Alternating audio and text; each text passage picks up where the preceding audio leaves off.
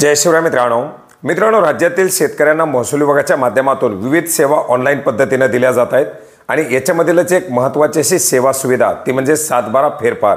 मित्रांनो याच्या अंतर्गत वारस नोंद असेल, अपाक शेरा कमी करणं असेल किंवा हस्तलिखित 7/12 आणि ऑनलाईन 7/12 असलेली तफावत असेल, बोजा चढवणं, बोजा कमी करणं, अशा प्रकारच्या विविध ज्या बाबी आहेत या 7/12 फेरफारासाठी ज्या बाबीसाठी आता नागरिकांना ऑनलाईन पद्धतीने अर्ज करता येतो।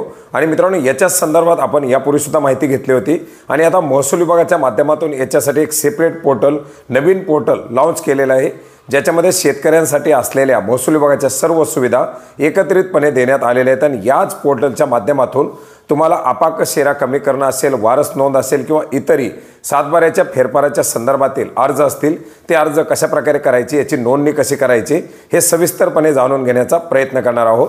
मित्रांनो याच्यासाठी महाभूमीच्या माध्यमातून, महसूल विभागाच्या माध्यमातून एक पोर्टल सुरू करण्यात आलेले आहे। या पोर्टलची लिंक आपल्याला या व्हिडिओच्या डिस्क्रिप्शन बॉक्समध्ये मिळेल। मित्रांनो या महसूल विभागाच्या पोर्टलवरती आल्यानंतर आपण पाहू शकता आपल्याला विविध बाबी, विविध सेवा दाखवल्या जात आहेत, ज्याच्यामध्ये आपण ई नकाशा पाहू शकतो, भूनकाशा पाहू शकतो किंवा इतरही बाबी आहेत। आणि याच्यामध्येच आपल्याला एक बाब दाखवली जात आहे 7/12 फेरफारासाठी अर्ज ई हक्क, याच्यावरती आपल्याला क्लिक करायचे। याच्यावरती क्लिक केल्यानंतर आपल्यासमोर दुसरं एक पेज खुलेल, ज्याच्यामध्ये आपण जर जुन्या पोर्टलवरती आपली जर नोंदणी असेल तर त्या ठिकाणी लॉग इन करा अशा प्रकारचे ऑप्शन दाखवले जात आहे। असेल तर आपण त्या ठिकाणी लॉग इन करू शकता आणि नसेल तर याला क्लोज करायचे। याला क्लोज केल्यानंतर पुन्हा एकदा आपल्यासमोर यूजर आयडी पासवर्ड मागितला जात आहे। परंतु या पोर्टलवरती आपण जर नोंदणी केलेली नसेल, रजिस्ट्रेशन नसेल तर सर्वात प्रथम आपल्याला नागरिकाचं रजिस्ट्रेशन करावं लागेल। याच्यासाठी साइन अप सिटीजनवरती आपल्याला क्लिक करायचे। सिटीजन साइन अपवरती क्लिक केल्यानंतर आपल्याला आपली माहिती भरावी लागणार आहे, ज्याच्यामध्ये आपलं नाव, ईमेल ॲड्रेस, मोबाईल नंबर आणि आपल्याला जो लॉग इन करण्यासाठी लागणार आहे तो पासवर्ड 2 वेळेस याच्यामध्ये एंटर करायचा आहे। पासवर्डमध्ये एक कॅपिटल अक्षर, एक स्पेशल कॅरेक्टर आणि एक नंबर अशा प्रकारे कॉम्बिनेशनमध्ये हा पासवर्ड ठेवायचा आहे आणि सेंड OTPवरती क्लिक करायचे आहे। आपण जो मोबाईल नंबर दिलेला आहे त्याच्यावरती एक OTP पाठवला जाईल, तो OTP टाकून कन्फर्म OTPवरती क्लिक करायचे। OTP कन्फर्म केल्यानंतर आपलं जे रजिस्ट्रेशन आहे ते रजिस्ट्रेशन सक्सेसफुली क्रिएट होईल। आपला यूजर आयडी पासवर्ड क्रिएट झालेला आहे आणि आपलं लॉग इन देखील या ठिकाणी आता झालेलं आहे। परत एकदा आपल्याला 7/12 फेरफारासाठी अर्ज ई हक्कावरती क्लिक करायचे। याच्यावरती क्लिक केल्यानंतर फेरफार अर्ज प्रणाली ई हक्क जे 7/12 म्युटेशन आहे ते आपल्यासमोर खुलणार आहे, ज्याच्यामध्ये नवीन अर्ज, पूर्वी केलेले अर्ज, ड्राफ्ट असलेले अर्ज किंवा अर्जाची काही दुरुस्ती, तलाट्याकडून अर्ज जर परत आला असेल तो सुद्धा या ठिकाणी दाखवला जाईल आणि ही सर्व माहिती यात दाखवली जाणार आहे।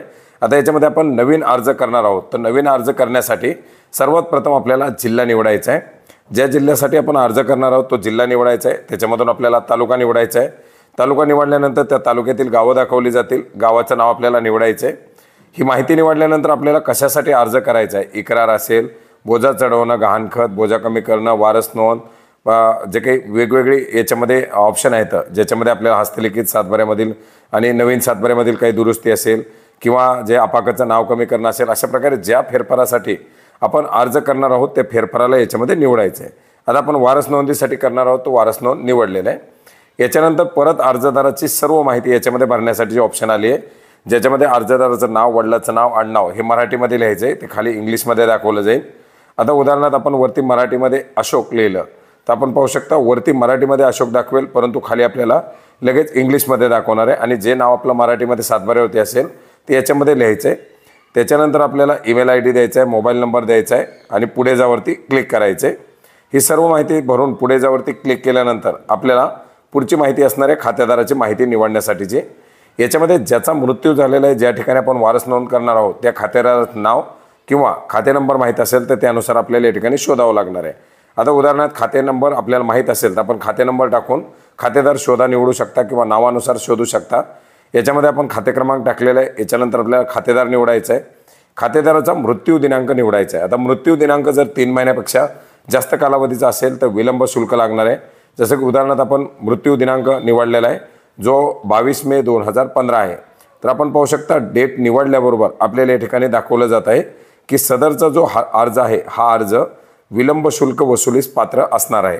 आता याच्याच ऐवजी अर्ज जर आपला 3 महिन्याच्या आतील असेल, आता आपण डिसेंबर 2023ची तारीख निवडलेली आहे, तर हा जो काही विलंब शुल्क आहे हा या ठिकाणी लागणार नाही।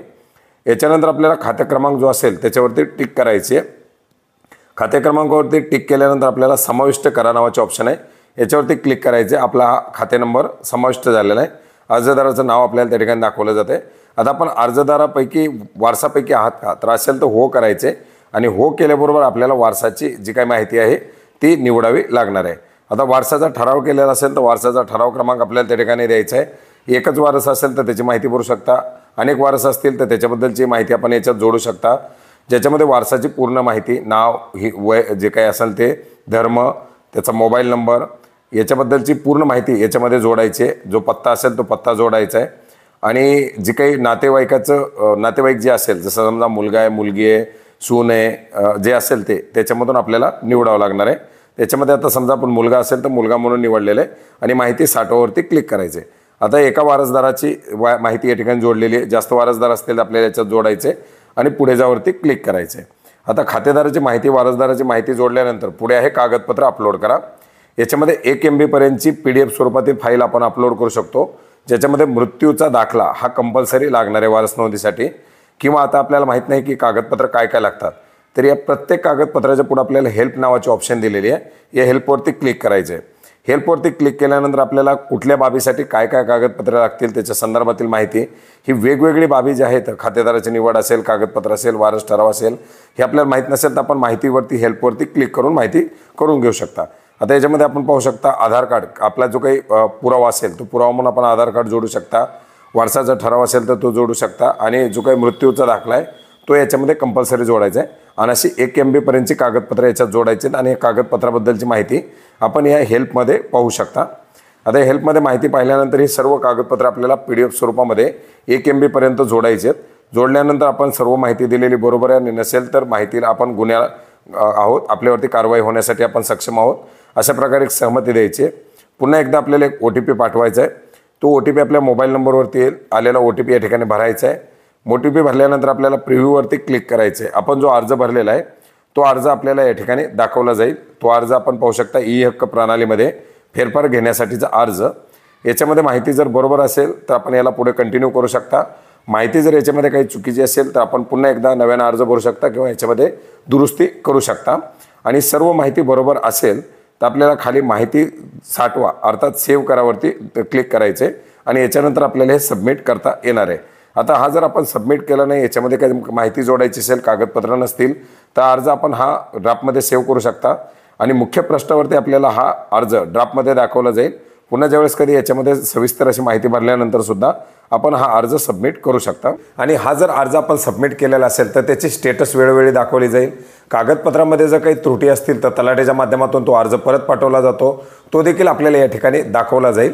आणि अशा प्रकारे आपण ऑनलाईन पद्धतीनं 7/12च्या फेरफारासाठी हे अर्ज करू शकता. मित्रांनो, याच्या जुन्या पोर्टलवरती आपली जर नोंदणी असेल तर आपण जुन्या पोर्टलच्या माध्यमातून सुद्धा अर्ज करू शकता. ती नोंदणी, तो अर्ज कसा करायचा याच्याबद्दलची माहिती तुम्हाला डिस्क्रिप्शन बॉक्समध्ये दिलेल्या व्हिडिओवरती मिळेल किंवा वरती सजेशनमध्ये सुद्धा तो व्हिडिओ आपण पाहू शकता. तर मित्रांनो, अशा प्रकारे एक महत्त्वाची अशी माहिती होती जी आपणास नक्की उपयोग पडेल अशी आशा करतो. भेटूयात नवीन माहितीसह, नवीन अपडेट्ससह. धन्यवाद.